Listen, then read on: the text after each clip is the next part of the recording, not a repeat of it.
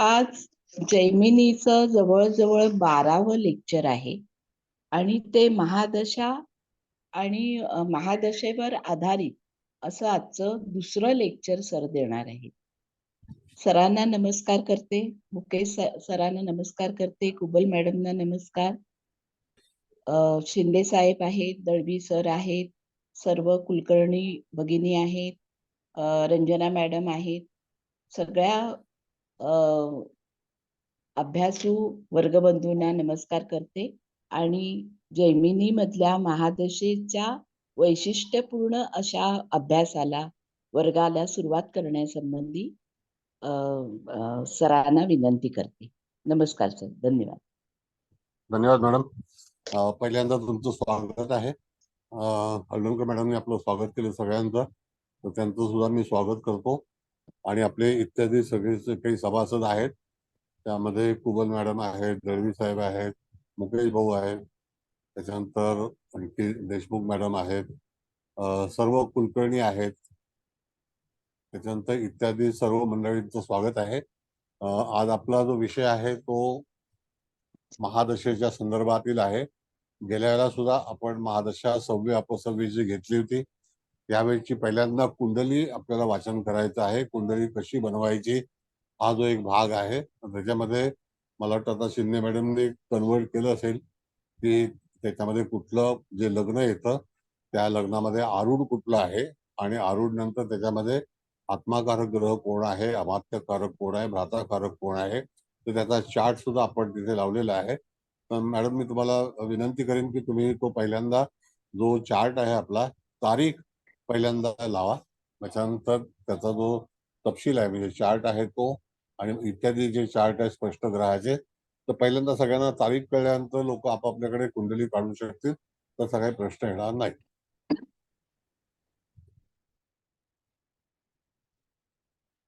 Sir लावलंय chart? हो. 21/5/1971 आणि पुरुष जातक 21/5/1971 हे आहे.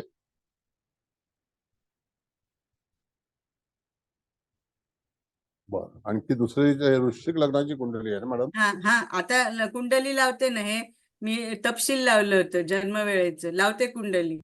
ठीक आहे, ठीक लावा.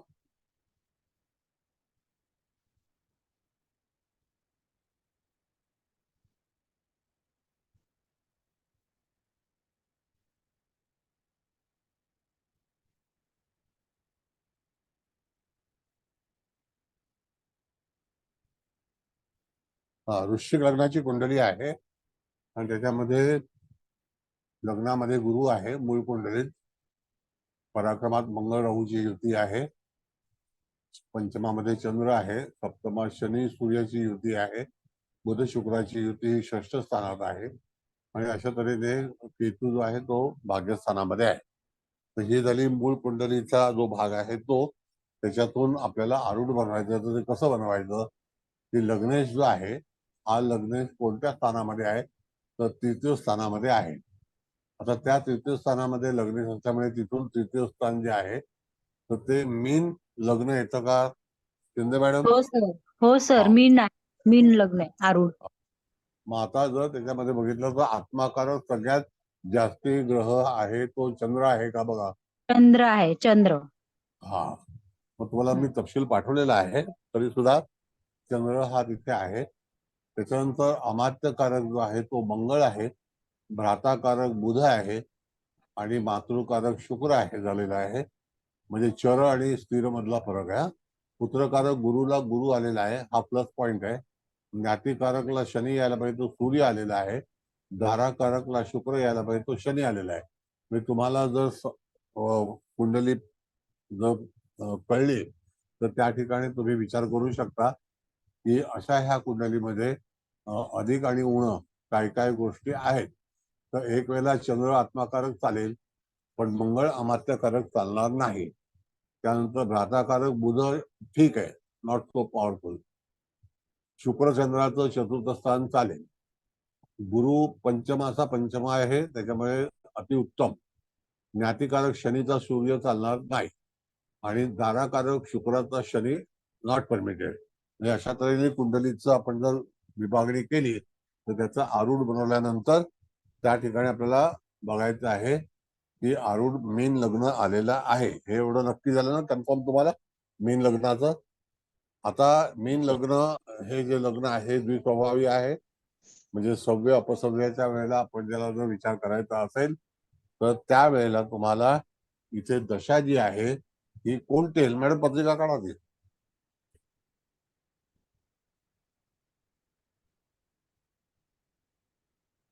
पत्रिका काढा.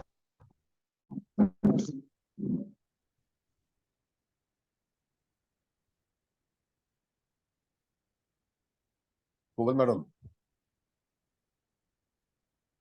सर तुम्ही सर काढू शकता सर, तुम्ही काढा डायरेक्ट. काढू का? हा हा काढा पत्रिका काढा. काढते.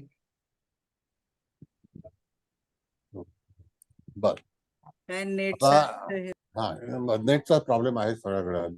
आता पाऊस जोरात आहे ना त्याच्यामुळे.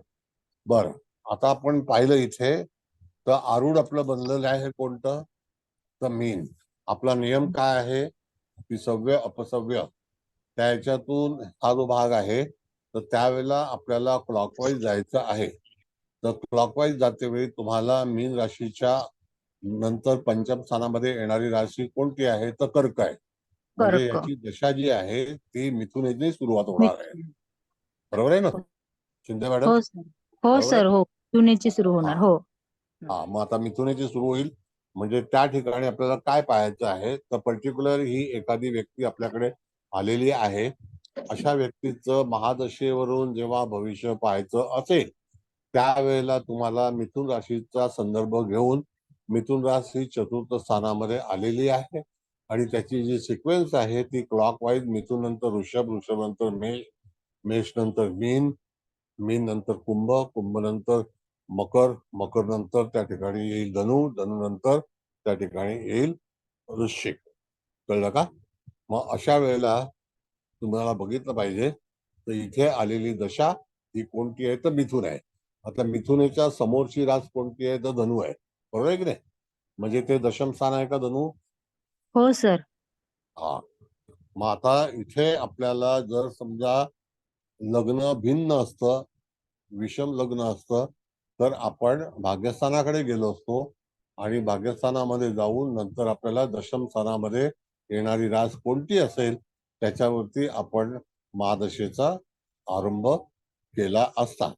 मग अशा वेळेला तुम्हाला जेव्हा एखाद्या महादशेचा विचार करायचा असेल तर त्याचं वयोमान आता जर डिव्हिजनच्या बाबतीमध्ये नंतर आपण थोडंसं पुढे जाऊ तर वयोमानाच्या अनुसार जसं इथे 72चा जन्म आहे तर तुम्हाला 12ही राशी जर आपण विचार केल्या तर त्या ठिकाणी एक तर जातक आपल्याकडे आलेला आहे तर त्याला दुसऱ्या वर्षी दशा कशी जाईल याचा काही मात्र संबंध त्याच्यामध्ये येत नाही. पण वर्तमानामध्ये त्याला आता कोणती दशा असेल तर तिथे बघितलं तुम्ही तर 72चा जन्म आहे तर आता जातकाचं वय किती असेल तर त्या ठिकाणी 52 वय आहे का? बघा 53 येते सर. 52 पूर्ण. मग 53 झालं. आता 53 जर आपण विचार केला आपल्याकडे 12 राशी आहे तर 1248 आणि नंतर 452 आणि 5वी 53 नाही का? म्हणजे पूर्णपणे 4 राऊंड जे आहेत ते पूर्ण झालेले आहेत. त्याच्यामध्ये सर्व ग्रह जे आहेत ते राहू केतू आपण काही धरत नाही. तर त्यामध्ये आपल्याला विचार आपण जर केला तर तुम्हाला पूर्णपणे आता सध्या कोणती दशा सुरू असेल हे जर काढायचं असेल तर तुम्हाला मिथुनेकडेच जायचं आहे. तर मिथुनेकडे 12 वर्ष, 24 वर्ष, 24 वर्ष, 48 वर्ष. मग 48 जर मिथुन असेल तर 49 ऋषभ आहे, 50 मीन आहे, 51 मीन कोणती आहे? मेष आहे. बघा मिथुन, ऋषभ, मेष, मीन या 4 झाल्या म्हणजे 48 आणि 4 52. आता 53 वय जर काढायचं असेल तर त्या ठिकाणी कुंभ आहे का? विचार करा तुम्ही. होय सर, बरोबर. कुंभची हा, येते शनी. हो. बरोबर. मग आता जर कुंभ आणि त्या ठिकाणी 12व्या स्थानाची जी दशा आहे तर तुम्हाला फलादेश करते वेळी आत्ता वर्तमानामध्ये गेल्या वेळेला आपण वेगळा विषय शिकलो होतो, आताच्या त्या ठिकाणी आपल्याला पुन्हा वेगळं शिकायचं आहे. तर त्या ठिकाणी आता जातकाच्या जीवनामध्ये गोचरची दशा जी आहे वर्तमान, तर ती आहे कोणती, तर शनीची, म्हणजे कुंभेची दशा आहे. आता कुंभेची दशा असल्यामुळे त्या ठिकाणी द्वाराकारक म्हणून शनी आलेला आहे का चरमध्ये? हो सर. हो. हा, बरोबर आहे. आता मी विश्लेषण करतो ते व्यवस्थित ऐका. ज्या लोकांनी जी पुस्तकं लिहिलेली आहेत त्या पुस्तकामध्ये या दशेचं वर्णन असं सांगितलेलं आहे की चरदशा पाहायची असते. Got it? पण चरदशा का पाहायची असते कळलं की नाही?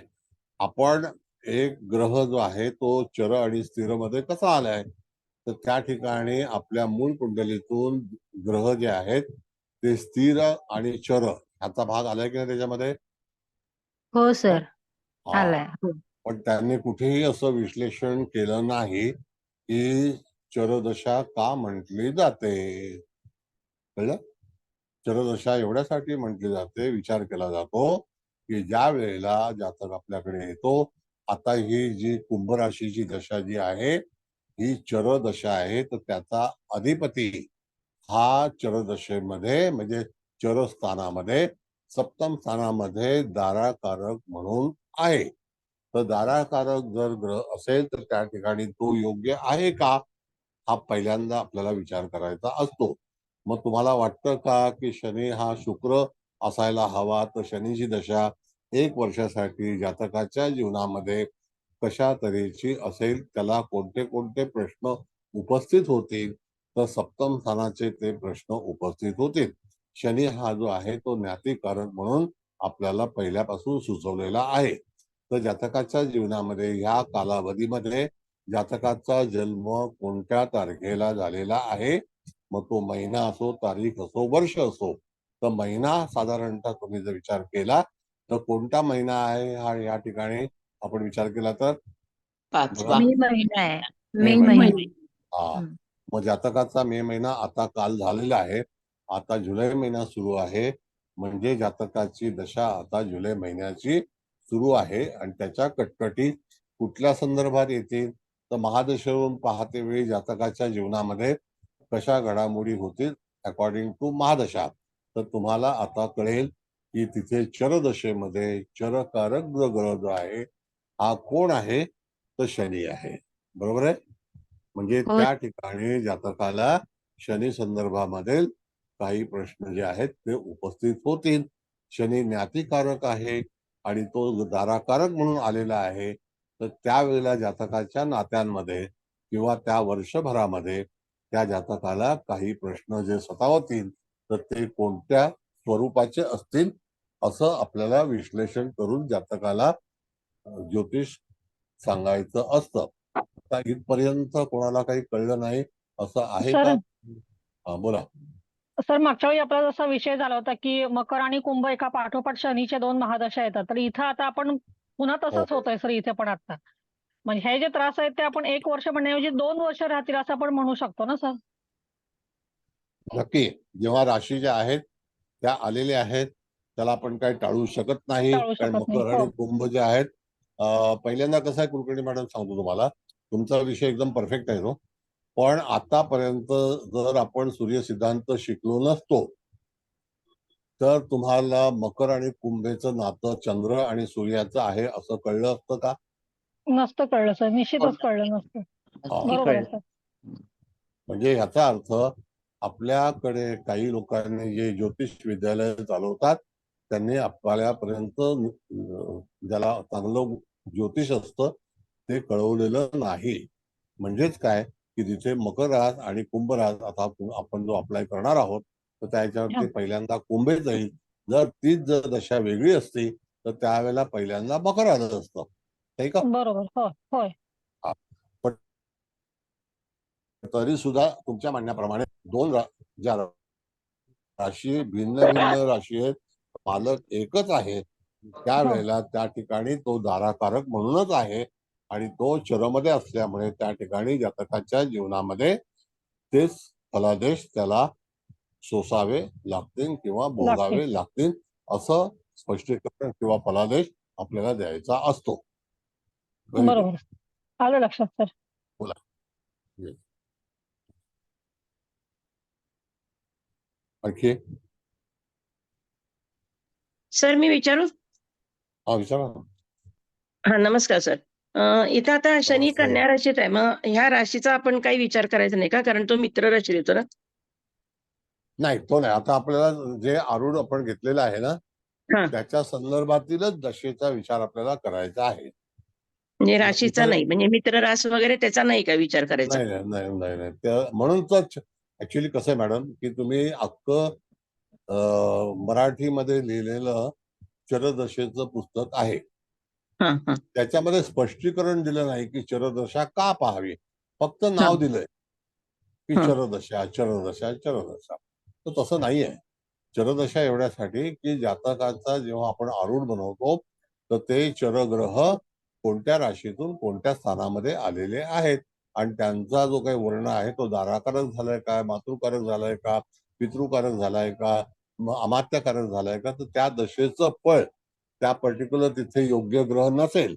आता जर आपण विचार असा केला की याच्या अगोदरची दशा ही मीनची होती तर मीनचा अधिपती हा गुरु हा पंचम स्थानामध्ये हा चरपण आहे आणि स्थिरपण आहे. स्थिरपण आहे. म्हणजे बरोबर. त्या ठिकाणी त्याच्या अगोदरचं वर्ष जे आहे हे त्याला चांगल्यापैकी प्रतिसाद देऊन गेलं असेल. आता not only for the child and children, other side also you can predict. हम्म.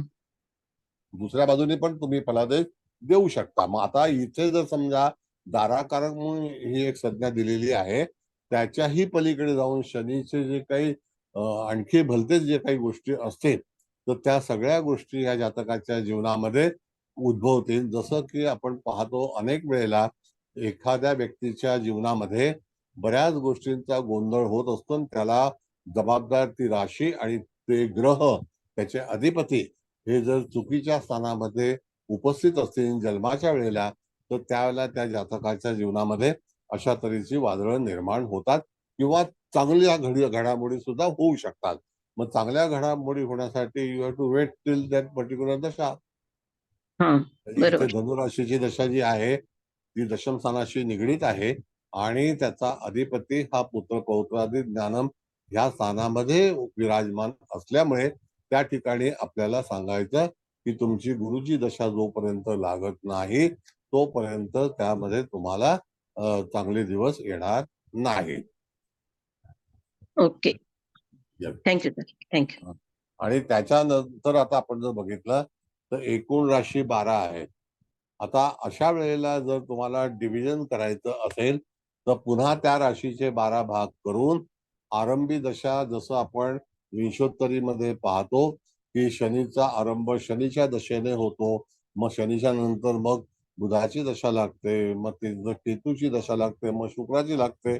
मग तशाच प्रकारे इथे आपण जर राशीची दशा आपण विचार केला तर त्या ठिकाणी तुम्हाला जर समजा कुंभेची आहे त्याच्यानंतर मीनेची येईल, नंतर मेषेची येईल, वृषभेची येईल, असं आपण सिक्वेन्सने जायचं असतं.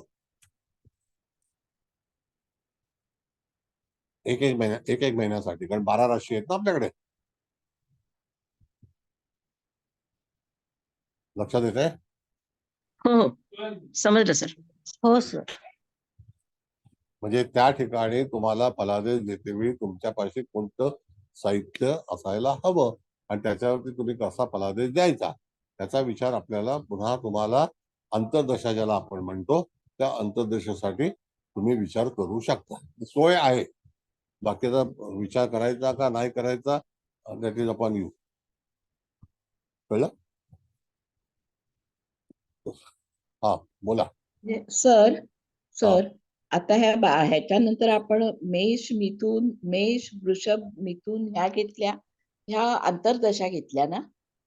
हा दशा जे आहेत ना त्या आता बघा कुंभीची दशा कुलकर्णी मॅडमने सांगितल्याप्रमाणे कुंभीची दशा आली. आता कुंभेमध्ये जर तुम्हाला अंतर्दशेमध्ये जायचं असेल तर मे महिन्यातला जन्म त्या तारखेपासून एक महिना कुंभेला कुंभ, मग नंतर कुंभेला मकर येईल, मग मकर नंतर धनु येईल, असं सायकल तुम्हाला जावं लागेल. आणि हा जर उलट सायकल असेल तर मग त्याप्रमाणे उलट सायकल जावं लागेल. हा. कुलकर्णी मॅडम बोला. सर आता आपण आरूढ लग्नानुसार आता करंट त्याला कुंभीची महादशा आहे असं काढलं, बरोबर आहे. पण तो जर प्रश्न घेऊन येताना आला की भाग्यासंदर्भात जर काही प्रश्न घेऊन आला तर मग इथे आपण कसा विचार करणार सर? मग त्यावेळेला एक तर त्या महिन्यापर्यंत थांबावं लागेल. आता हा. भाग्याच्या ह्याच्यामध्ये आपण जर बघितलं तर भाग्याचा कारक आरूढ लग्नामध्ये भाग्यामध्ये येणारी रास कोणती आहे तर वृश्चिक आहे. वृश्चिक आहे. हो हो. मग तुम्हाला मंगळापर्यंत थांबावं लागेल. अच्छा. पण शेवटी आंतरदशा मंगळ सुद्धा मंगळाची महा येई हो आंतरदशा इथं विचार करायचा का आपण सर? अंतर महादशेचा पण करायचा किंवा अंतरदशेचा करायचा म्हणजे तो पर्टिक्युलर महिना बर. ओके. महिना म्हणजे तेवढ्या काळापुरता आंतरदशेचा विचार होईल. पण जर मेन त्याचा मोठा काही प्रश्न असेल तर आपल्याला जोपर्यंत मंगळाची महादशा येत नाही तोपर्यंत आपल्याला वेट करावं लागेल असं सांगावं लागेल त्याला. हा पण बरोबर. It will take time. हो 4 ना. hours, हो 4 years. बरोबर आहे. हो हो 4 वर्ष लागणार. बरोबर. चालू. हा ओके. सगळा जो हो. गणिती भाग आहे.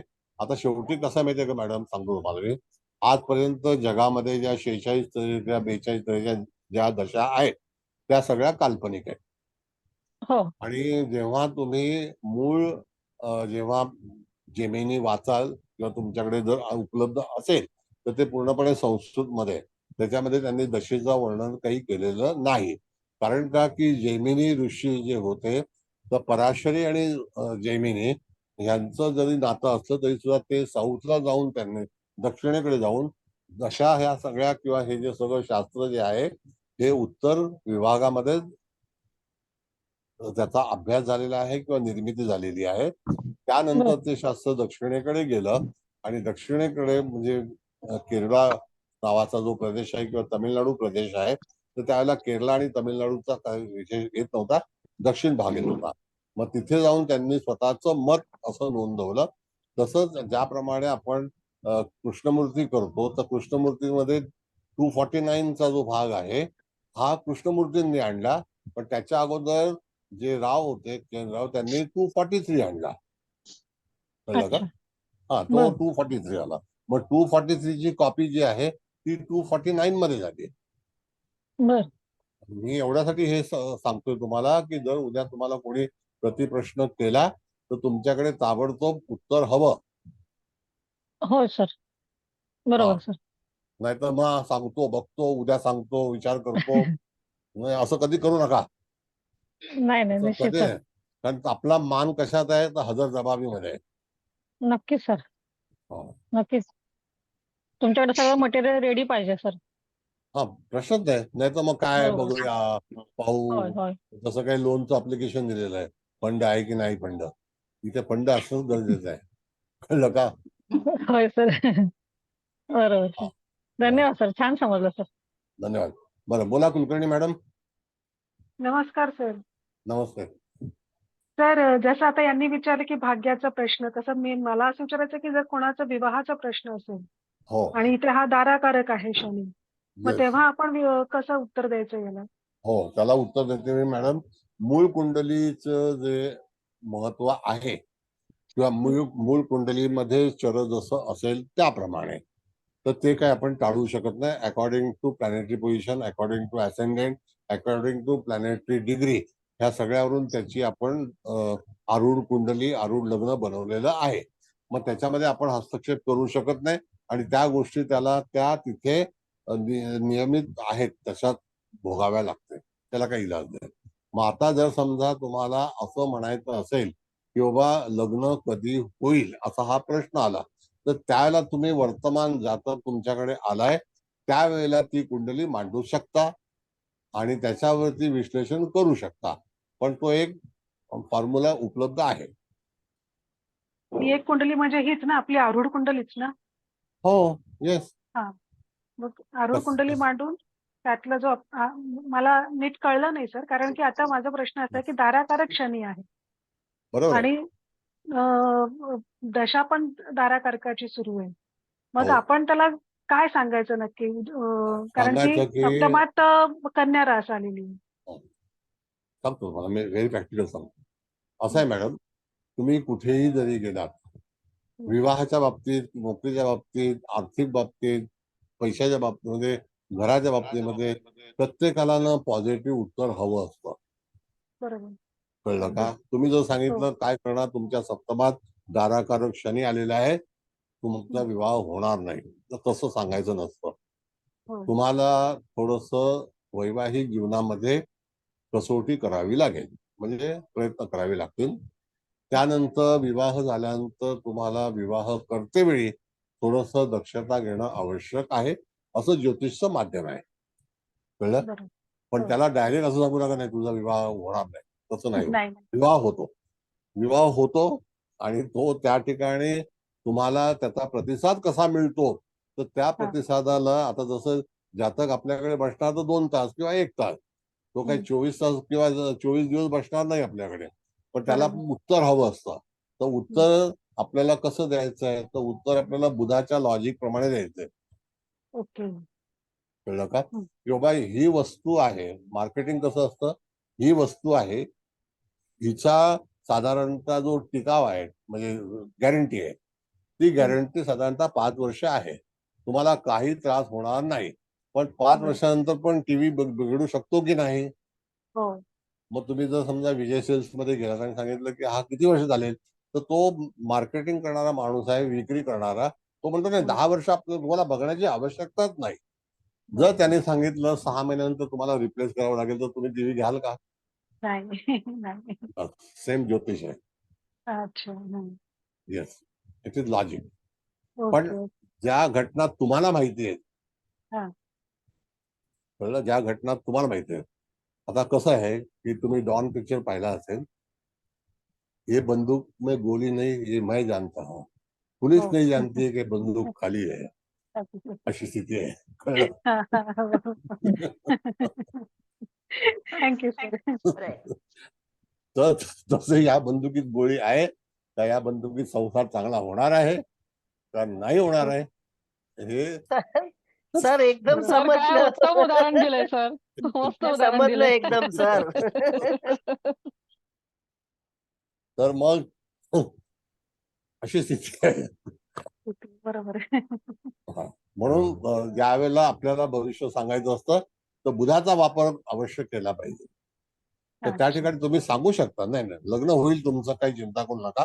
आणि ऑप्शनल मगाशी आपला विषय चालू होता, तर त्या विषयामध्ये असं आहे की पुन्हा तुम्ही चान्स घेऊ शकता, म्हणजे की बाबा आरूढ लग्न आत्ता वर्तमान मध्ये चालू आहे, आणि त्यामध्ये जर गुरु आला, तर गुरु हा विवाहाचा कारकग्रह आहे, वैवाहिक सुखाचा कारक नाहीये, म्हणजे लग्न जमू शकतं.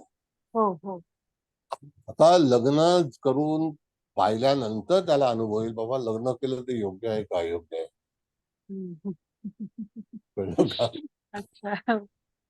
दुसरी गोष्ट मॅडम, दुसरी गोष्ट मॅडम, सप्तमात कोणतीही राशी येऊ द्या, 12 राशींपैकी कोणतीही राशी येऊ द्या, सप्तमात कुठलेही ग्रह येऊ द्या, तरी सुद्धा जातकाच्या जीवनामध्ये नांदा सौख भरे कधीही होत नाही, बरोबर आहे. कितीही जरी असली तरी सुद्धा. कळलं? तर त्या ठिकाणी ऍज अ ऍस्ट्रॉलॉजर म्हणून तुम्ही सांगू शकता, नाही आता मी प्रयत्न करते आरूढ लग्नाची वर्तमान कुंडली काढून त्याच्यावरती कसं उत्तर येतं, जातकाला उत्तर हवं असतं. बरोबर. तुम्ही कुठल्याही याच्याकडे गेलात, डीलरकडे गेलात, तर तो घाईच असतो, त्याला लगेच डिलिव्हरी पाहिजे असते.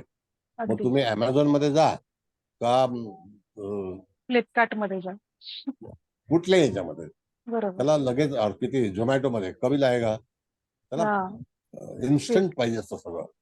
तर ह्या सगळ्या गोष्टी ज्या आहेत त्या तुम्हाला मार्केटिंग मध्ये, ऍस्ट्रॉलॉजी मध्ये शिकणं आवश्यक आहे. तुम्ही कधीच म्हणू नका नाही नाही हे होणार नाही, बरोबर. आणि हे होणार नाही असं म्हटलं ना, तर जातक काय म्हणतो, हा मूर्ख माणूस आहे, ह्याच्याकडे कोणी येऊ येणारच नाही. नये. प्रॅक्टिकल. बरोबर सर. Thank you sir. पण धन्यवाद. सर, हा बोला. आता बघा या लग्नामध्ये, या आरूढ लग्नामध्ये दाराकारक शनी आहे, त्यामुळे त्यांच्यात वाद होतील किंवा बऱ्याचशा कटकटी होतील, तिचा एकावत लागेल, ह्या सगळ्या गोष्टी आहेत. पण मूळ लग्नामध्ये गुरु महाराज लग्नात बसलेले आहेत, आणि पहिली गोष्ट, अमात्यकारक, आत्माकारक, इथे आत्माकारक कोण झालाय? चंद्र झालाय. चंद्र झालाय. पंचम स्थानामध्ये पौत्र पौत्रादी ज्ञानम कारक जो आहे तो त्या ठिकाणी गुरु झालाय की नाही? हो हो त्याची कनेक्टिव्हिटी सप्तम स्थानाशी नाही. सप्तम स्थानाशी कनेक्टिव्हिटी तुम्हाला मी सांगतो षष्ठ स्थानाशी अतिशय जवळची आहे. कशी आहे? तर त्या ठिकाणी आतापर्यंत रेकॉर्ड आहे मॅडम, आपल्या वैवाहिक जीवनाच्या आयुष्यात हा. आपले नातेवाईक जेवढ्या अडचणी निर्माण करतात हम्म. तेवढं आपले राष्ट्रपती पण करत नाहीत. कळलं का? अगदी अगदी बरोबर आहे सर. सगळ्यांना बरोबर. पटेल, इथं असलेल्या सगळ्यांना पटेल सर. बरोबर आहे सर. हे भानगडी करणारे लोक जवळचे असतात म्हणून ते सप्तमाचं जवळचं स्थान आहे. हा. कळलं? मग आता हा. तुमचा प्रश्न काय आहे तो परत विचारा, मी सांगतो. नाही, प्रश्न असा नव्हता. म्हणजे आता मूळ कुंडली सुद्धा शनी सूर्य सप्तमात बसलेली आहे. आरूढ लग्नात पण शनी दाराकारक आलेला आहे. तेव्हा या व्यक्तीच्या जीवनात वैवाहिक जीवनामध्ये कटकटी होणारच, याच्यात काहीच शंका नाही. आणि तुम्ही बरोबर. मगाशी म्हणाल्याप्रमाणे कोणतीही राशी, कोणताही ग्रह जरी आला तरी वैवाहिक जीवनात कधी ना कधीतरी गोचरीप्रमाणे प्रॉब्लेम येतातच. पण ते प्रॉब्लेम येतात जातात.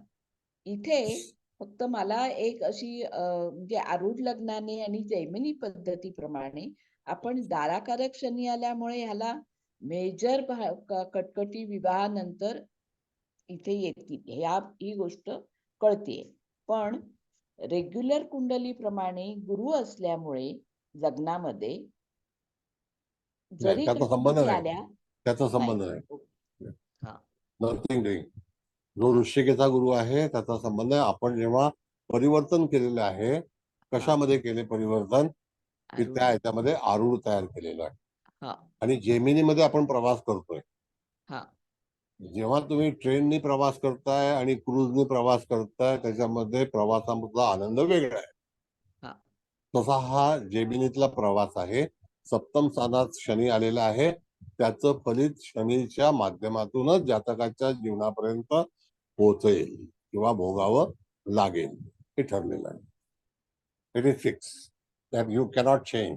आणि तशा याच्यामध्ये मी तुम्हाला आणखी परत सांगतो, शनी येणं म्हणजे दरवेळेला तिथे हानिकारक होणंच असं नाही. कधी कधी जातकाच्या जीवनामध्ये पोस्टिंग अशा ठिकाणी असते हो. की जोडीदार हा आपल्यापासून दूरवर राहू शकतो. हो. आणखी तुम्हाला सांगतो, शनी जर सप्तम स्थानामध्ये ज्यांचा असेल तो त्यांनी विचार करावा. तर त्या ठिकाणी आपल्या जिथे विवाह होईल तिथे तिथली जी कुळ कायद्यातली मालमत्ता असते त्याचे भागीदारी सुद्धा आपल्याला कल्पनेच्या पलीकडे आपल्याला प्राप्त होते. असे पण नियम लागू होतात. म्हणजे तुम्ही अवश्य बघा, कधी कधी जिथे विवाह होतो तिथे भावंड नसतात. भावंड असली तरी सुद्धा ते हक्क सोडलेले असतात. मग त्याचे हक्क जावयाला किंवा सुनेला मिळतात. हे परंपरा चालू आहे. दरवेळेला शनी हा त्या ठिकाणी तुम्हाला कधी कधी बेढंग असेल पण तरी सुद्धा काही गोष्टी प्रॉफिट मध्ये तर नक्की देत. कळलं? हो, बरोबर आहे सर. हा. आणि आता दुसरं सांगतो तुम्हाला. अख्ख्या जगातला चांगल्या चांगल्या वस्तू जेव्हा रिटायर होतात तेव्हा शनीचं काम असतं की नाही? बरोबर आहे. चांगल्या चांगल्या वस्तू जेव्हा फेकून द्यायच्या असतात आणि त्याचं भंगार होतं, तो भंगार सुद्धा पैसे कमवून देतो. असं शनीचं हे आहे. कळलं? शनी कशात काय देईल काय सांगता येत नाही. म्हणून फक्त आपण हे शिकत आहोत. तर त्या ठिकाणी आलेला शनी महाराज त्या ठिकाणी यदा कदाचित जातकाच्या जीवनामध्ये जे समाधान आहे ते शुक्राचं नसून शनीचं असेल. शुक्राचं सॅटिस्फॅक्शन इज डिफरंट आणि शनीचं सॅटिस्फॅक्शन इज डिफरंट. आता जर समजा एक साधी गोष्ट आहे की एक व्यक्ती, मुलगा किंवा मुलगी म्हणजे पर्टिक्युलर नाही आणि रूपवान नाहीये पण पोझिशन मध्ये चांगली आहे, तर तिला स्वीकारायचं का नाही स्वीकारायचं? स्वीकारायचं. सांगतो मला. आता आम्ही ज्या क्लबचे मेंबर आहोत, मारवाडी क्लबचे, त्याच्यामध्ये त्यांची थॉट्स काय आहेत की माझी मुलगी अमुक एका घरामध्ये जाणार आहे आणि तिच्यासाठी मी 10 कोटी रुपये खर्च करणार आहे, पण त्या घरात जिथे जाणार आहे तिथे 100 कोटी रुपये आहेत. मग ते 100 कोटीतले 50 कोटी माझ्या मुलीचे होतील की नाही? म्हणजे 10 कोटीवरती 40 कोटी प्रॉफिट झाला की नाही? हे थॉट्स त्या कम्युनिटीमध्ये आहेत. आपल्याकडे तसे थॉट्स आहेत. We are having the poor thoughts. कळलं?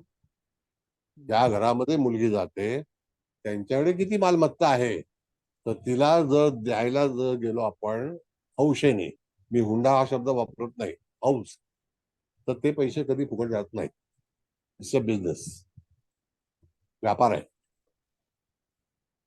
आलं लक्षात? हो. कुलकर्णी मॅडम बोला. सर आता ह्या व्यक्तीचं वय 53 आपण मगाशी काढल्याप्रमाणे समजा त्यांना आता इच्छा आहे की व्हॉलेंटरी घेऊन व्यवसाय चालू करायचा आहे, तर त्यांनी कोणता व्यवसाय चालू करावा हे आपण जेमिनीच्या पद्धतीने सर कसं त्यांना सांगू शकतो? आता त्यामध्ये आपल्याला काय करायचं आहे की दशमाचा आरूढ करायचा आहे. हा. बरोबर आहे. आता हो. दशमाचं जर आरूढ करायला गेलं तर त्या ठिकाणी धनुरास आलेली आहे. हो, आणि धनुरास आली. मग तो आता मूळ कुंडलीमध्ये धनुरास आहे ना मॅडम? नाही, दशमामध्ये मूळमध्ये- सिंह रास आहे सर. हा, मूळमध्ये नाही, सिंह. वृश्चिक एक- लग्नाची. जेमिनीमध्ये धनु. ती नाही, जेमिनीमध्ये धनु येईल ना मॅडम? हो, हा, हो. जेमिनीमध्ये धनु आहे सर. हो. मग त्या ठिकाणी त्याचा जो अधिपती आहे तो त्या ठिकाणी चरमध्ये गुरु आला आहे ना, हो, गुरु आला. हो. आणि स्थिरमध्ये पण गुरु आहे ना. हो सर. हो, स्थिरमध्ये पण हो. गुरुच आहे. हो, बरोबर. मग आता जर समजा चरमध्ये गुरु आलाय, स्थिरमध्ये गुरु आलाय, तर व्यवसाय संदर्भात जर गुरुच्या अखत्यारीत येणारे सर्व कार्य, ज्याला आपण बँकिंग म्हणू, ज्याला फायनान्स म्हणू, ज्याला एज्युकेशन म्हणू, ज्याला टीचिंग म्हणू, ज्याला उद्योग म्हणू, ज्याला कपडा म्हणू, कापडे गुरु म्हणू, ज्याला हो. गुरुची शेती म्हणू, ओके. गुरुचं प्रॉडक्ट म्हणू, गुरुचं हो. उत्पादन म्हणू, गुरुचं जेवणाचं उत्पादन हे गुरुकडे आहे.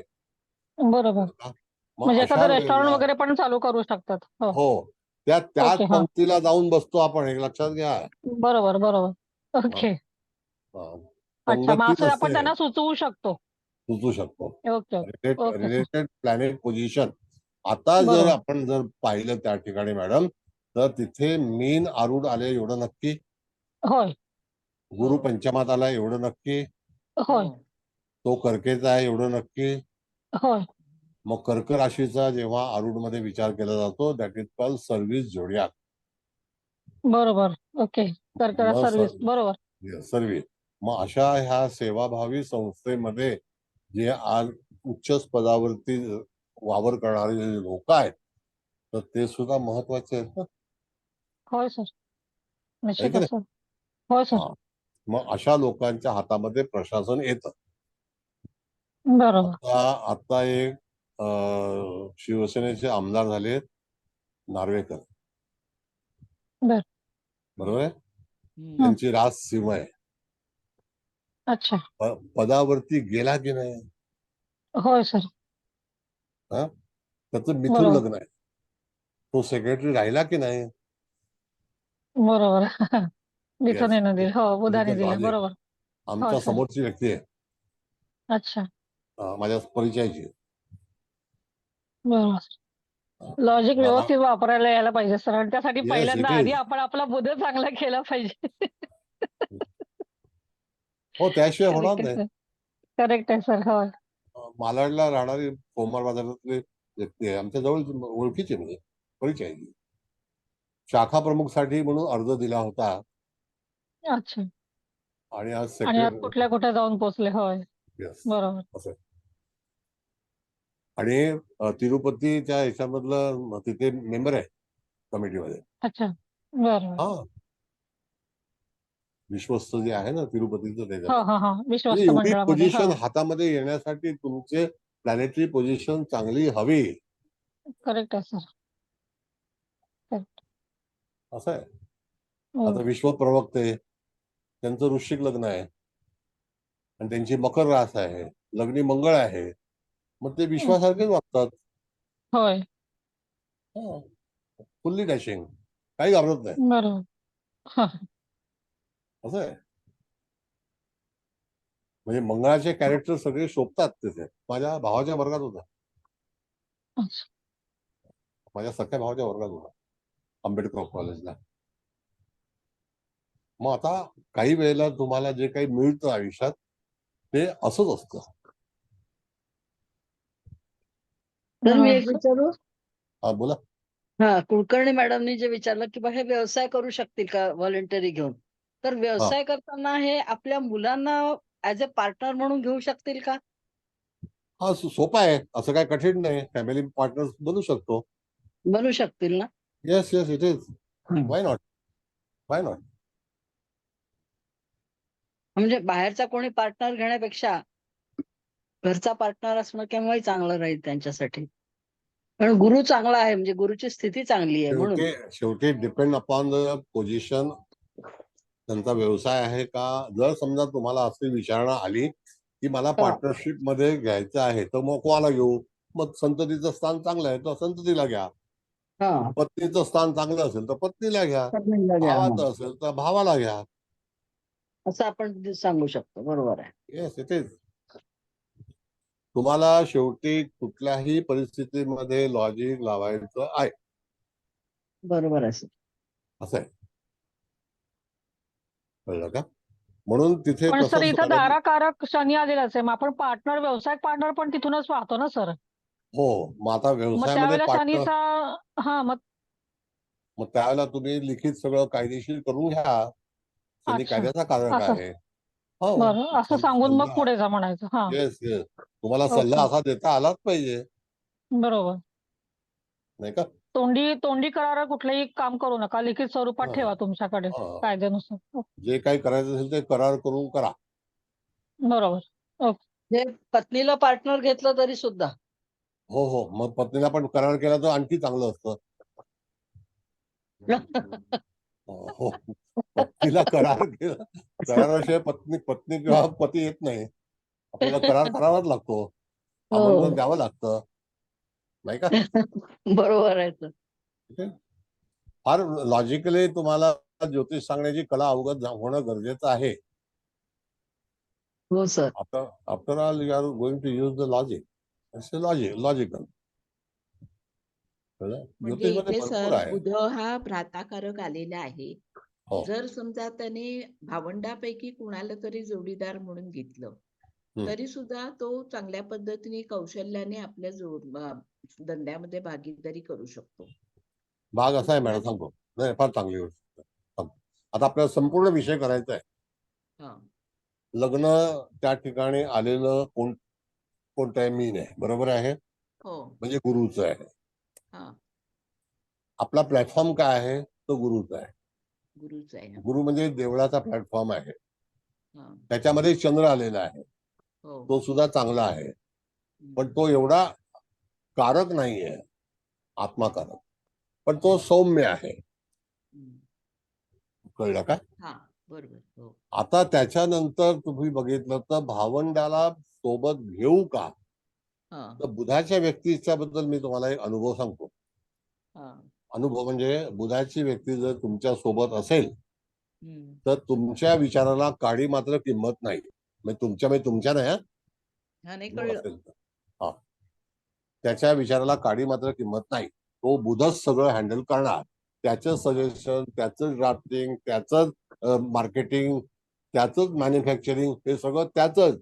म्हणून जर समजा बुध हा ग्रह असेल तर त्या व्यक्ती म्हणजे पती असो का पत्नी असो, हे पहिल्यांदा ठरवतात की माझं तिथे हुकुमशाही कशी चालेल.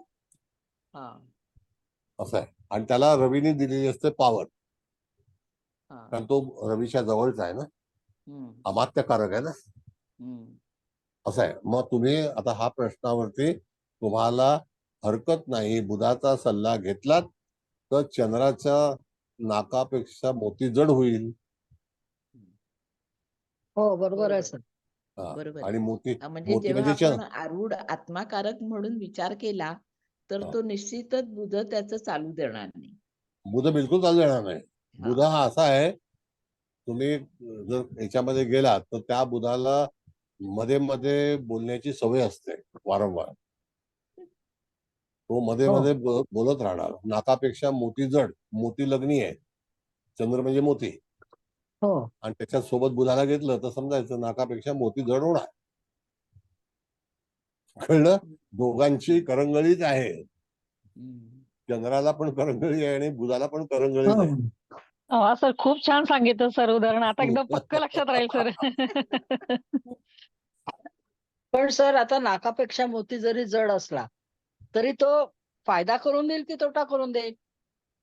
बघा, आता फायदा आणि तोटा हा आपल्या स्वतःच्या विचारांवरती अवलंबून आहे. मी तुम्हाला सांगतो, सगळी उत्तर देईल. असं आहे मॅडम की आपला हेतू काय, पहिला भाग असा आहे. मंगळ हा एक नंबर मूर्ख माणूस आहे. तो आपल्या हेतूकडे जाणार नाही. त्याला फक्त वर्चस्व गाजवायचं असतं. तर त्याच्या हातामध्ये भाला असतो. त्याला असं वाटतं लोकांनी या भाल्याला घाबरावं. बरोबर आहे? बुध या भाल्याला काय घाबरणार नाही. अच्छा. बुध हा त्याचा भाला कधी काढून घेईल, काय बुधाकडे लिखाण आहे. बरोबर आहे. कळलं का? आता कालची गोष्ट आहे, पुण्यामधल्या एका बाईचं बंदूक पोलिसांनी काढून घेतलं की नाही? हो तर ते कागदावर काढलं ना. बुध म्हणजे कागद आहे, बुध म्हणजे नियम आहे. बरोबर आहे. कळलंय? मग तो भाला घेऊन असणारा मंगळ, त्याचा भाला सुद्धा निकामी होतो. अच्छा. हा, बुधाकडे भरपूर शक्ती आहे. बुधाकडे लौकिक आहे, नेम म्हणजे अँड फेम तांत्रिक आहे. तार्किक शक्ती वापरून बुध समोरच्याला नामोहरम करेल. आजपर्यंत विषय बघा तुम्ही, हो आजपर्यंत सगळे लोक असेच आहेत. बरोबर आहे. बुधाचं कौशल्य अतिशय वेगळं आहे. बुधाकडे जे कोणाकडे नाही ते बुधाकडे आहे. मला सांगा, वरचा मधला जर रिकामा असेल तर जगण्यात काही अर्थ आहे का? नाही. बस, मग तो वरचा मधला बुधाकडे आहे.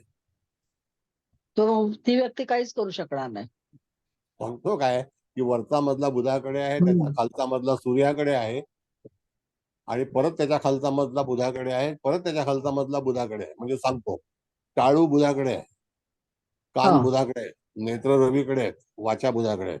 हे 4 मधले बघा कोणाकडे आहेत? रवी आणि बुधाकडे आहेत ना. हो त्याच्यानंतर हनवटे येते, ते शुक्राकडे आहे. परत गळा बुधाकडे आहे. काय काय बोलाल तुम्ही सांगा? बरोबर आहे सर. म्हणजे शेवटी सगळ्यात वरचा मधला बुधाकडे आणि सूर्याकडेच आहे ना. दिस इज द लॉजिक.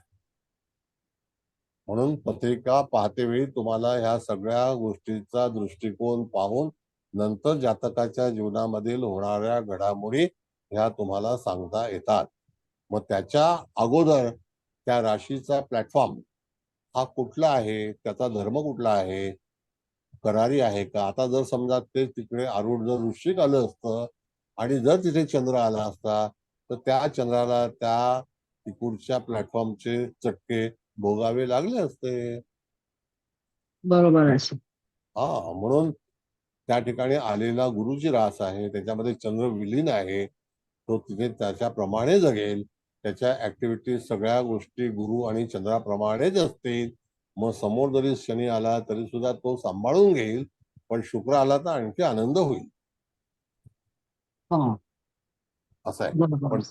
पण पिंड गुरुचा आहे, त्याच्यामध्ये चंद्र आहे, आणि चंद्राचेच पूर्णपणे नियम त्याला आत्माकारक म्हणून लागू पडते. त्याच्यामध्ये काही बदल होणार नाही. म्हणून तुम्ही अनेक कुंडल्या पहा, त्या अनेक कुंडल्यांमध्ये तुम्हाला अशा तऱ्हेच वागणं आणि नशीब हे दिसेल.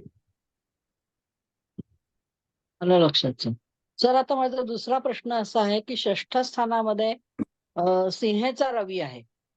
मग ह्याला ऑफिसमध्ये काम करताना म्हणजे नोकरीमध्ये ह्याचं वर्चस्व राहिलं असेल ना?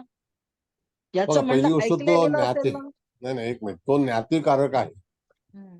तिथे 6ठ स्थान नसून ते ज्ञातिकारक आहे. नातेवाईक ह्याच्यापेक्षा श्रेष्ठ असते. ऐका. अच्छा अच्छा. हा आलं लक्षात. मी कळलं. का तुम्हाला आता जर समजा त्या ठिकाणी दिलीप खेडकर तुमच्याकडे आले त्यांचे वडील सुद्धा IAS होते, ते सुद्धा IAS होते, त्याच्यानंतर मुलगी पण IAS झाली. आता सगळे IAS सगळे रांग. तुम्हाला नागपूरला खबर पोहोचली असेल ना? कसलं सर, मी आज गावाहून आले, मग त्याच्यामुळे मला पेपर आज वाचला नाहीये मी किंवा बातम्या पाहिल्या नाहीयेत. ठीक आहे. इत्यादी लोकांना माहिती असेल, काय माहिती, पाटील मॅडमला माहिती असेल. सगळ्यांना माहिती आहे. हो सर, माहिती आहे. खूप छान प्रकरण गाजलेलं आहे. मस्त मजा येते मग- बघायला. बघा असं भन्नाट आहे. एकदम.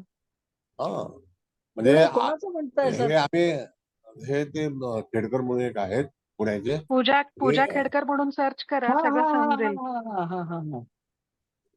आलं अहो, लक्षात. कुलकर्णी हँडिकॅप मॅडम म्हणून सांगितलं सर, आणि ते ना तेच प्रकरण खेडकर. हो. कुलकर्णी मॅडम, मी 20 वर्षापूर्वी लोकांना सांगितलं होतं की इथे IAS वाले सगळे गोलमाल करतात.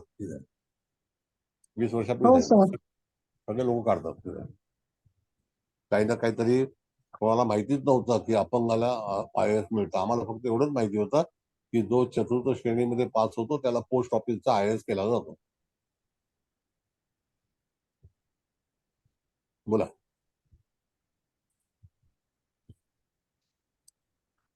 आता कम टू पॉइंट, महादशेवरती आपण विषय चालू केला होता. हो.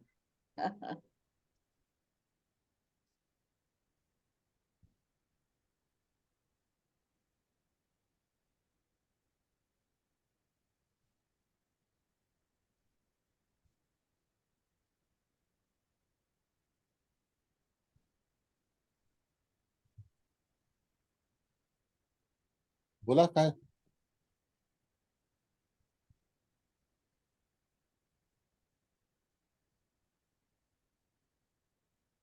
सगळे शांत बसले.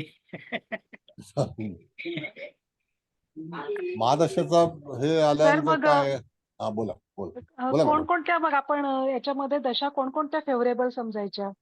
नाही, फेवरेबल तुम्हाला प्लॅन बघा. पहिली गोष्ट, आरूढ बनवल्याशिवाय तुम्हाला दशा काढता येणार नाही, नंबर 1. हा. त्याच्यानंतर आपल्याला जे काही आरूढ मिळालेलं आहे चर आणि स्थिरचं जे आहे ते, त्याच्यावरती ती दशा कार्यरत असेल.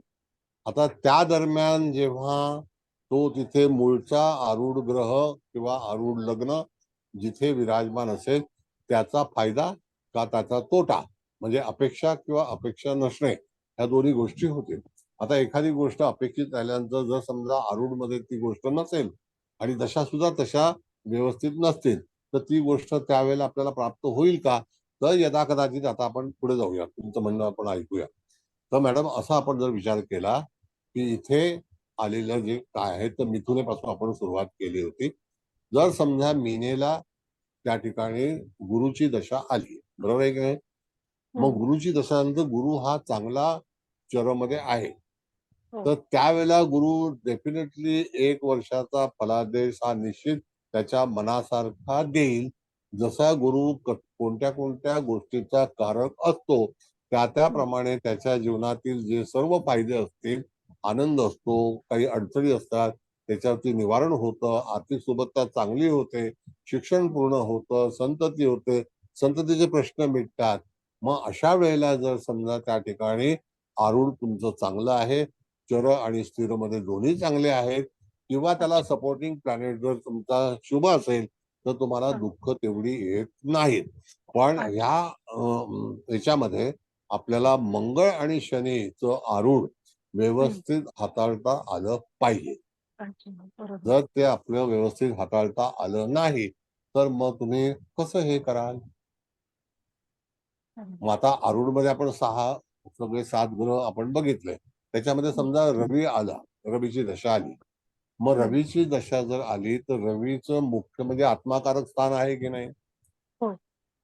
बरं. आणि त्यावेळेला जर समजा तो षष्ठ स्थानामध्ये ज्ञातिकारक म्हणून मूळ कुंडलीमध्ये आहे, चरमध्ये, तर त्यावेळेला तुम्हाला त्याचे बेनिफिट हे षष्ठ स्थानातलेच मिळणार, म्हणजे ज्ञातिकारक स्थानातलेच मिळणार. मग आता त्या ज्ञातिकारक स्थानामध्ये ती रास आलेली कोणती आहे? ती त्याला पोषक आहे का? तेही बघायचं. ओके. मग प्रश्नच नाही ना, की त्याला हो, पोषक बरोबर. आहार पाहिजे ना.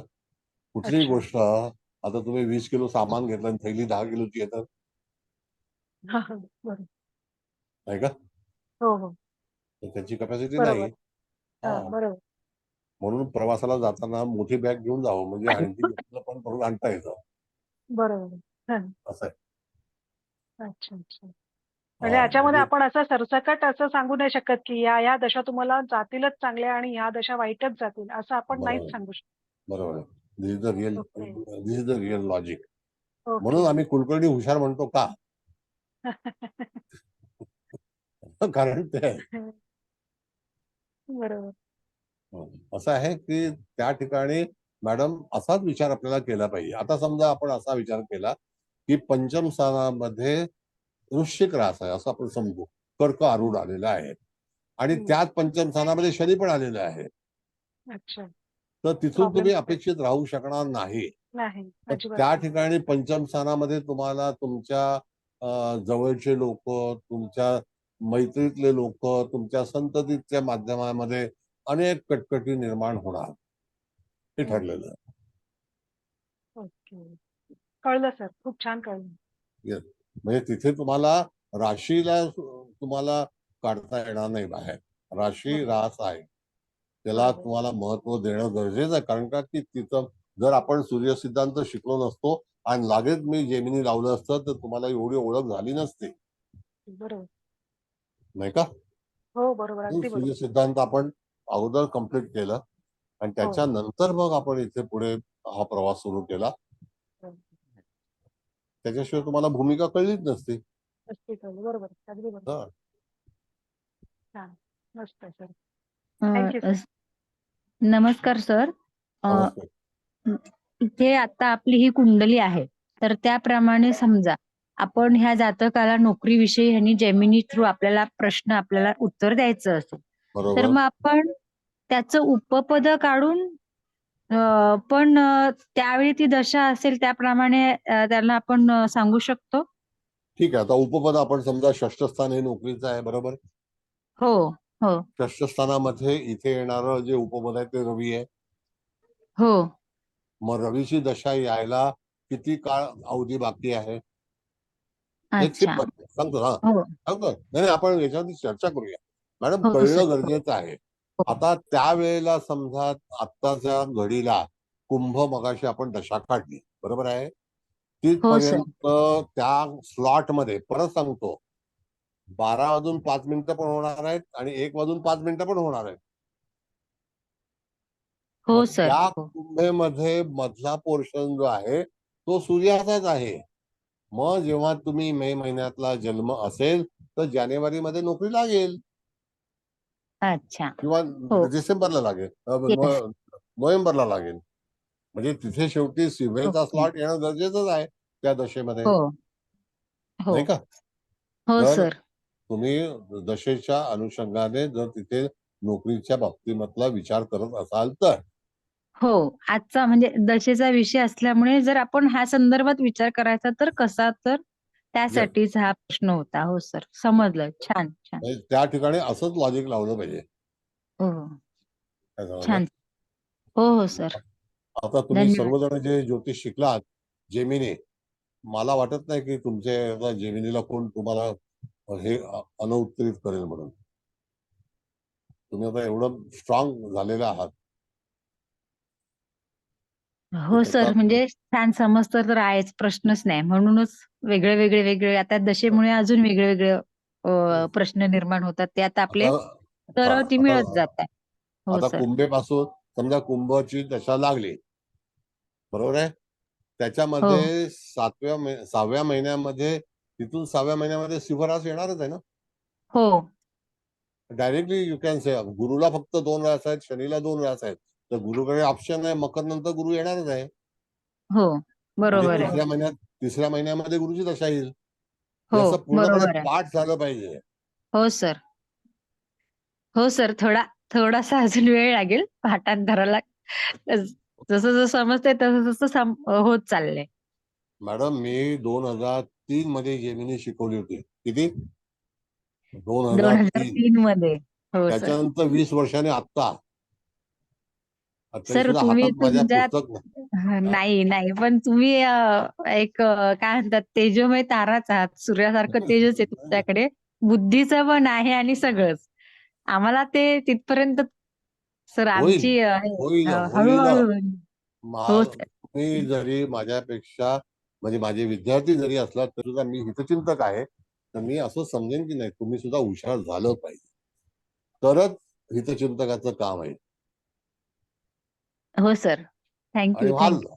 नक्की व्हाल, नक्की व्हाल. तुम्ही अजून लहान आहात, अजून तुम्हाला आयुष्य पूर्ण पडलेलं आहे. म्हणून त्याच्यावरती मी जेलसी करून तुमचं कार्यक्रम कधी थांबणार नाही. उलट माझ्यामध्येच अडचणी येतील. नाही सर तुम्ही एवढं देताय सगळ्यांना फ्री अगदी व्यवस्थित प्रत्येक विषय सांगताय. प्रश्नच नाही. छानच. हो. त्याच्यामुळे तर आम्हाला हे सगळे विविध विषय कळतायत. इतके टूल्स आमच्याकडे निर्माण झालेत. बरोबर. म्हणजे प्रत्येक वेळी वेगळ्या वेगळ्या दृष्टिकोन म्हणजे ठेवून वेगळ्या वेगळ्या बाबीतून तो कसा विचार करायचा तो आता कळत चाललंय.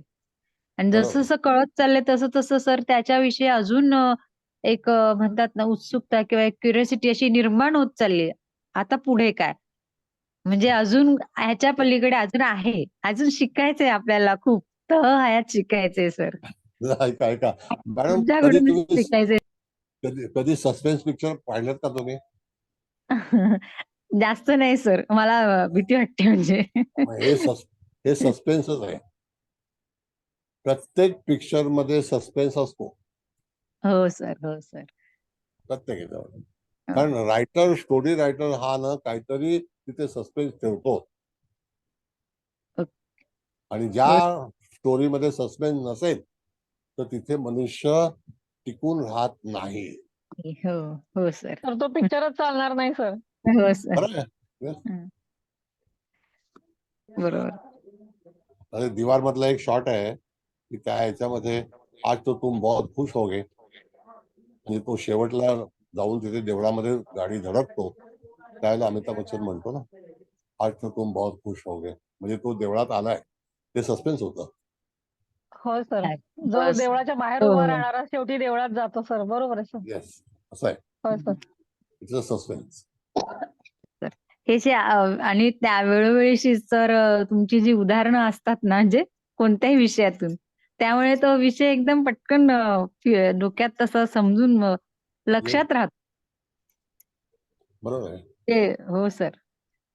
मग एक दुजे के लिए मध्ये आत्महत्या केल्या नसत्या आणि ते गुंड आले नसते तर तो पण एक सस्पेन्स होता ना. हो सर. कमल हसन. हो. असं आहे. प्रत्येक गोष्ट शिकताना तुम्हाला सस्पेन्स असतो. आणि या कुंडलीमध्ये पण सस्पेन्सच आहे. आणि हे गुणशास्त्र म्हणजे सस्पेन्स आहे. कळलं? हो सर. बर, ठीक आहे. छान छान सर. ओके. नेक्स्ट आणखी काय? मग आता अभिप्राय द्या. का आणखी काय विचारायचं तर विचारा. आपण त्याच्यावरती चर्चा करू. तुम्हाला पूर्णपणे ज्योतिष कळणं गरजेचं आहे. वनिता पाटील मॅडम, तुम्ही काय बोलत नाही? नाही सर, मी विचार करते. आता तुम्ही सांगितलं की कुंभेमध्ये जेव्हा सिंहाची दशा येईल तेव्हा त्याला नोकरी लागेल. म्हणजे मग प्रत्येकच म्हणजे त्या स्थानाप्रमाणे तसा तसा रिझल्ट मिळत जाईल ना त्याला? नक्की. हं, प्रत्येकाला तेच 12 तेच. 12 तास आहेत की नाही, डे अँड हो, नाईट. हो, हो. हो, बरोबर आहे. तशा 12 राशी आहेत. हां, बरोबर. तेच. कसं आहे की तेच. एक हं. सिंपल सांगतो. सायन्स मध्ये एक भाग आहे मॅडम. हं, जर पृथ्वीवरती 24 तास नसते हं. तर किती तास असते?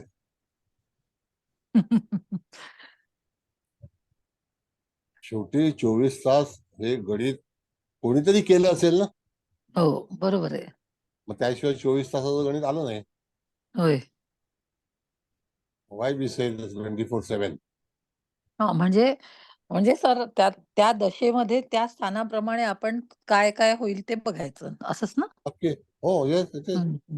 म्हणजे जर बरोबर. क्युरिओसिटी असेल आणि तीच हां. पत्रिका जेव्हा आपल्याला हे करायचं आहे तर त्याला हं. तुम्हाला ती कुंडली लावून त्याच्या दशा काय कार्यरत करत असतील तर त्याचा फलादेश बरोबर. देणं गरजेचं आहे. बरोबर. Otherwise, ती you are not राशी ज्या going to read स्थानात properly. Yes, ती yes. राशी ज्या स्थानात असेल त्यानुसार. हो, त्यानुसार म्हणजे चर आणि स्थिर मध्ये ग्रह आला तो शेवटपर्यंत आपल्या नशिबाचाच ग्रह आहे. हो, त्याच्यामध्ये बरोबर. यू कॉन्ट चेंज. बरोबर. हा, असं आहे. म्हणून मी सांगितलं आता मगाशी कुलकर्णी मॅडमने विचारलं की कुंभ हं. आलं तर शेवटी आफ्टर 5 मंथ्स सिंह येणारच आहे हो, डिव्हिजन मध्ये. बरोबर. बरोबर, बरोबर. असं आहे. हं. कळलं मग सर. कर्क छान आलं कळलं. समजा तर कर्कला पण जर मकर आलं तर मकरेला पण 6वा भाग कर्क आहेत ना. हं. मग कर्क आणि सिंह बादला बादला पण आहेत. पण पहिला हो, कर्क हो. येईल मग सिंह येईल.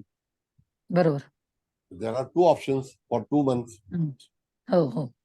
मग तिसरा छान महिना कळलं. मिथुन येईल, त्याच्यानंतर वृषभ येईल. हं. म्हणजे कम्प्लिटली 4, 3, 2 हे तिन्ही महिने चांगले असतील. 4च्या अगोदर 5 हो. आहे. असं आहे ना. हो. हो सर. हा पार्ट आहे. म्हणून छान. फलादेश देते तुम्हाला या सगळ्या गोष्टींचं कॅल्क्युलेशन करूनच गणित केलं पाहिजे आणि फलादेश सांगता आला पाहिजे. छान, हा, छान सांगितलं सर. छान समजलं. कुलकर्णी मॅडम बोला. सर एखाद्याने विचारलं की इन्क्री म्हणजे अप्रायझल होतं तर किती टक्के वाढ मिळेल हे आपण सर वाढ म्हणजे तर गुरुवरूनच बघणार आपण. पण ती किती बघा टक्के वगैरे मिळेल असा जर काही प्रश्न असेल तर आपण त्याचं उत्तर कसं द्यायचं सर? शेवटी प्रमोशन अँड गेन. हा, वी से द गेन. वाढ म्हणजे गेन. बरोबर. बरोबर आहे की हो, नाही. हो, गेन जी आहे तर ती गुरुवरती आहे. हो, नो डाऊट. व्याजाचा दर हा गुरुवरती ठरला जातो. हो. व्याजाचा दर गुरुवरती कमी पण केला जातो. मग आता बर. किती टक्के वाढ होईल तर त्याच्यामध्ये पर्सेंटेज म्हणजे त्या माणसाच्या लायकीप्रमाणे होईल. अच्छा, आता म्हणजे इथं आपण हा प्रश्न जेमिनी पद्धतीने किंवा साध्या कुंडलीनुसार सर तर आपण ह्याचं उत्तर कशा प्रकारे देऊ शकतो असं मला विचारायचं आहे. जशी डिपेंड अपॉन द मार्केट. अच्छा, बर. आता शेअर बाजार 80,000 पॉईंट चाललाय. हा, 1988 साली तो 900 पॉईंट होता. तर कोणी प्रिडिक्ट केलं असतं का की 80,000 होईल म्हणून. नाही सर, होय 100 पट वाढला. हो, मग आता तशाच वेळेला गुरु हा गेनर आहे, नो डाऊट. हो, पण हो. तुमचा सब्जेक्ट जो आहे त्या माणसाचा म्हणजे तुमच्याकडे आलेला क्लायंटचा हा, त्याचं ज्ञान हे काय आहे, कुठल्या क्षेत्रामध्ये आहे. अच्छा, हा, तर त्याची वाढ किती होईल. उलट कदाचित आता पॉलिसी अशी येणार आहे की वाढ कमी होईल. अच्छा. हा, पण सर आता हे उत्तर आपण डाउजिंगने मिळवू शकतो का सर? नाही, डाउजिंग भिन्न भाग आहे. डाउजिंगला येस हो, ऑर नो. हो. पण डाउजिंगमध्ये त्याचे येस भाग ऑर नो पाडून सर पण करतात म्हणजे मी एका ठिकाणी आहे. पाहिलेलं होतं जसं हो, युट्यूबला. माझ्याकडे आहे. अख्खी तर पीडीएफ हा, आहे. संडे, मंडे, अच्छा, ट्युजडे, जानेवारी, फेब्रुवारी, मार्च, एप्रिल सगळे भाग आहेत. अच्छा. सगळ्या याच्यामध्ये डिव्हिजन्स आहेत. तासामध्ये मिनिटामध्ये आहेत. सगळं करू शकतो. पण शेवटी काय आहे की तर तुमच्या तुम्ही आम्हाला नशिबात शिकवाल का काय आहे. Dowsing sir? डाउजिंग आता प्रॅक्टिकल शिकवलं पाहिजे. असं याच्यावरती नाही शिकवतात. अच्छा, अच्छा. प्रॅक्टिकल शिकवतात. मी तुम्हाला पाहिजे तर बरोबर. नोट्स पण असतील हा तर पण पाठवतो. भाग सर तुम्ही जसं म्हणलात तसं नशिबावरतीच आपण जास्त हो, डिपेंड राहायला पाहिजे. ओके, डिपेंड नशिबावरती ओके. तुमची क्वालिटी काय. आता कसं आहे की मनुष्य किती शिकलाय तर त्याला किती पैसे मिळतील. पण बरोबर. एखादा मनुष्य शिकला नाही पण त्याचं नशीब चांगलं आहे तर दिवसा त्याला पैसे मिळतील. नक्की, नक्कीच. होय. हे त्याचं नशीब आहे. बरोबर. होय. मग दरवेळेला तुम्ही दावा नाही करू शकत की शिकल्यावरच नशीब मिळतं म्हणून. नाही, होय, होय. खरंय. नशीब आहे. कारण सर असे प्रश्न घेऊन येतात लोक की आम्हाला किती टक्के तुम्ही सांगू शकता का की आम्हाला किती टक्के मिळतील किंवा असं काही होऊ शकेल का नाही, अशा प्रश्नांची उत्तर जे हे अवघड आहे. म्हणजे याला अच्छा, रिप्लाय नाही आहे. प्रॉपर रिप्लाय नाही आहे. अच्छा. मी तुम्हाला काही बरं, भलतंच बरं. सांगितलं तर चालणार. बरं. तरी तो प्रॉपर ओके, रिप्लाय नाही. ओके. धन्यवाद सर. धन्यवाद. आता समारोप करायचा आहे. आज मंडळी आलेली नाहीत आपले. हळदणकर मॅडम तुम्ही समारोप पण करा, अभिप्राय द्या. समारोप तर गुगल मॅडम करतील. कुलकर्णी मॅडम तुम्ही सुद्धा अभिप्राय द्या काय तुम्हाला द्यायचा असेल तो. सर नमस्कार सर. मला जरा ते नमस्ते. जानेवारी महिना काढला ना सर्व्हिसचा म्हणजे जरा लक्षात आलं नाही सर. म्हणजे आता बघा महादशा कोणती षष्ठातला लागणार रवी आहे. आहे ना तो आरूढ मधला षष्ठातला रवी. हा, षष्ठातला रवी आहे पण हा, जानेवारी महिना की रास आता महादशा कोणती चालू आहे. शनीची, आता ह्याच्यात शनीची काढली आपण. हा, कुंभ. शनी हा. नाही, कुंभ. कुंभ. हा, कुंभ. बरोबर. हा, मग कुंभेला आपण जर बघितलं तर 7वी रास कुठली येते. सिंह. टोटल 12 राशी आहेत हो, की बरोबर नाही. बरोबर. हा, मग त्याच्यानंतर 6वी रास जी समाप्ती होईल ती कोणती हं. असेल. बघा, कुंभेला 5वी रास जी येईल ती मिथुन येईल, 6वी हा. कर्क येईल, 7वी हा. कुठली येईल सिंह. म्हणजे 6 हा. महिने पार होणं गरजेचंच आहे ना. हा. हा. मग आजचा प्रश्न जर समजा मेचा असेल तर हं. मे मध्ये तुम्ही आणखी 6 करा, तर 5 मध्ये 6 घातले तर नोव्हेंबर येईल किंवा डिसेंबर येईल नोव्हेंबर. हा. हा. असं. हा, तेच म्हटलं मी, कारण नोव्हेंबर डिसेंबर मी कॅल्क्युलेट करायला लागले, नोव्हेंबर डिसेंबर आलेलं, ते एकदम जानेवारी म्हणल्यानंतर नाही मला मी ते असंच कन्फ्युज म्हटलं. झालं. हा, ठीक आहे, ठीक नाही, आहे. चालेल, चालेल. Okay, okay. Thank you sir. Okay, next. बोला. बोलू सर? हा, बोला.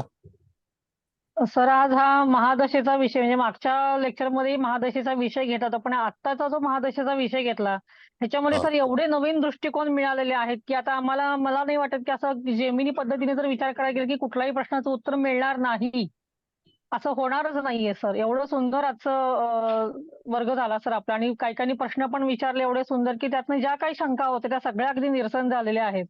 म्हणजे कुठल्याही स्थानाचं येऊ देत, आम्ही जेमिनी पद्धतीनुसार नक्की त्याचं उत्तर काढण्याचा प्रयत्न करू तुमच्या आशीर्वादाने, याची मात्र नक्की. खात्री वाटतेय सर आता.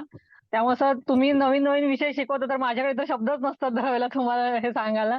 त्यामुळे आज तुम्ही असेच शिकवत तर राहणारच आहात. आम्हाला फक्त परमेश्वराने आमच्या कृपा करावी की तुम्ही जे ज्ञान देताय ते चांगल्या पद्धतीने ग्रहण आम्ही करू शकू, एवढंच मी नक्की म्हणेन नक्की सर. करा, त्यामुळे खूप नक्की खूप करा. धन्यवाद सर. आणि आजचा मी लेक्चर खूपच छान झालं सर, एक नंबर सर.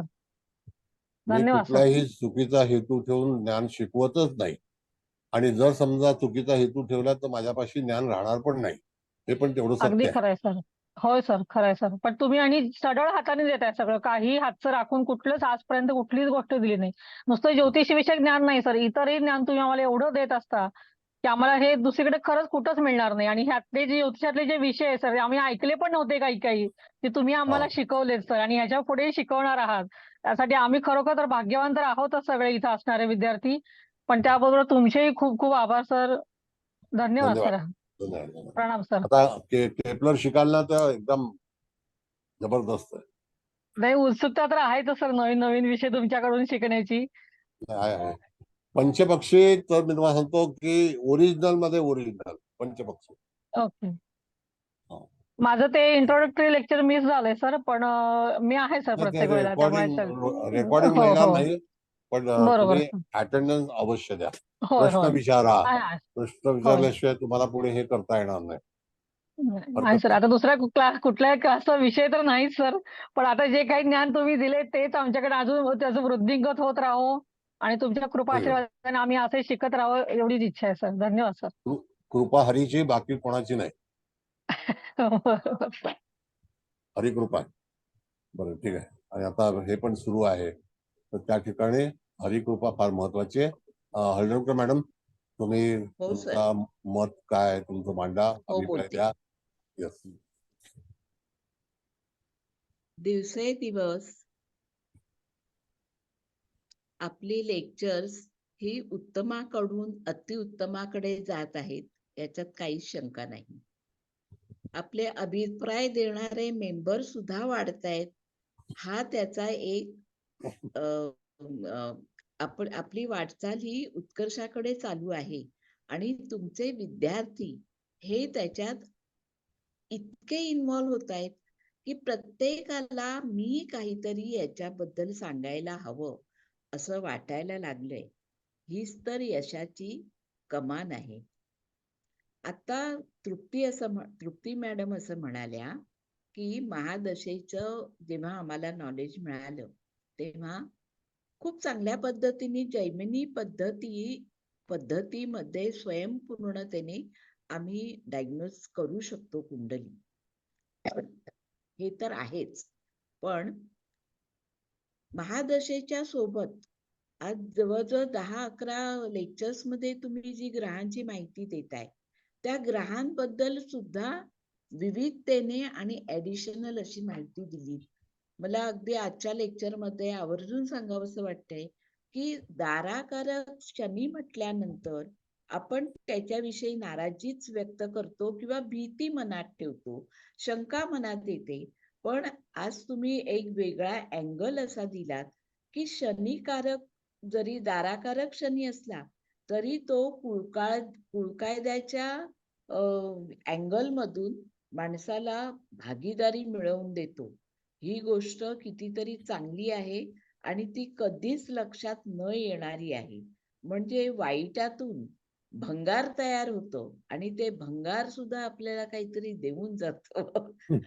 हा जो दृष्टिकोन आहे, हा दृष्टिकोन आपल्या विद्यार्थ्यांना वाईटातून चांगलं कसं शोधायचं आहे, हे तुम्ही आजच्या ह्याच्यात खूप चांगलं दिलं की शुक्राचं समाधान शनी देणार नाही, पण शनीचं जे समाधान आहे ते शनीकडून कसं मिळेल ते शोधून काढा.